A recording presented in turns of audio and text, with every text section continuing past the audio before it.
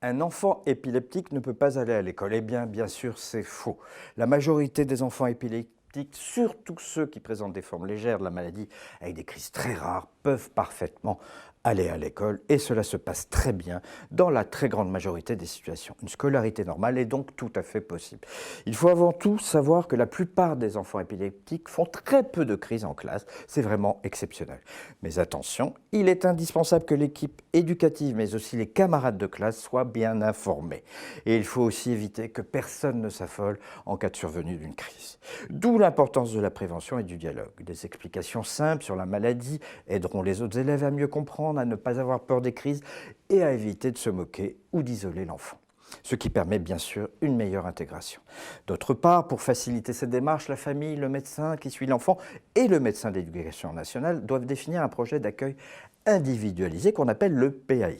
Sa mise en place permet par exemple de préciser les traitements qu'il faut éventuellement donner à l'enfant à l'école et surtout la conduite à adopter en cas de survenue de crise, un des points les plus importants. Que faire, qui prévenir, comment surveiller par exemple. Le PAI, c'est une simple convention destinée à faciliter la scolarité de l'enfant et assurer sa sécurité médicale. Il est mis en place également dans beaucoup d'autres maladies comme l'asthme par exemple. Le PAI définit ainsi la prise en charge de l'élève à l'école et permet de communiquer avec l'équipe éducative.